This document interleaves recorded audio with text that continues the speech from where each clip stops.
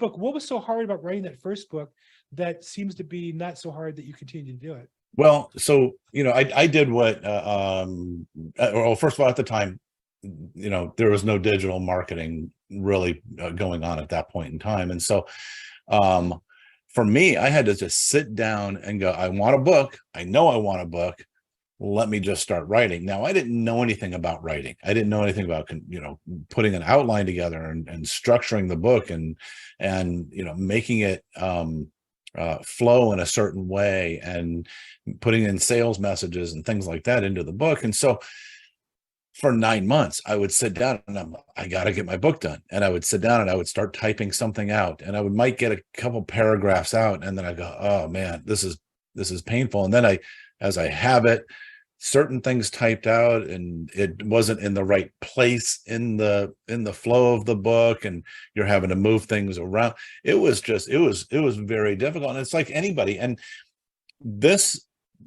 for this very reason alone, well, not alone, but one of the reasons why books are perceived as such high value is because it's always been known that to write a good book, it's hard, right? Or it used to be hard.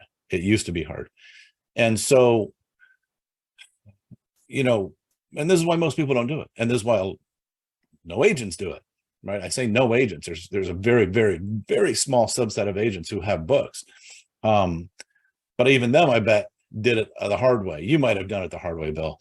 And I did that. I did the hard way. I didn't do it. That's the harder way, actually, than your way. That's why I reach out to you, and that's why I'm paying attention to your program, is because it's something I would like to get done.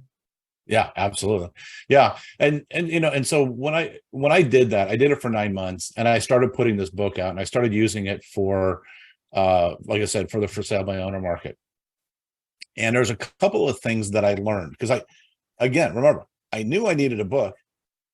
I wasn't even really 100% sure why I needed a book. I just knew I needed to be a book. I wanted to be like, look at all the gurus that have books out, right? Tony Robbins and Robert Allen and Gary Keller. I mean, everybody who's anybody, right, so to speak, has a book, and it's because it's perceived high value. When I started sending these books out to these for sale by owners, right, and there's two main reasons why people don't want to use an agent is the commissions, right? We know this, and there's some of them who they have a real aversion to real estate agents in general. When they got my book, this weird thing started happening where my phone would ring, and I would answer the phone, and they would say, hey, is this Anthony? I said, yeah. I said, hey, we need to sell our house. Can you come over? And I would show up at their house, and there would be my book sitting on their table, right? And then I would just go, okay, do you have any questions? They say, no. Great, sign here. It was that easy, right? It was a total dynamic shift in the way that my listings went, that I was being called instead of me having to call and beg them. Totally changed some things up. But I also did a few other things too in the book writing process. I did hire the ghostwriter, right?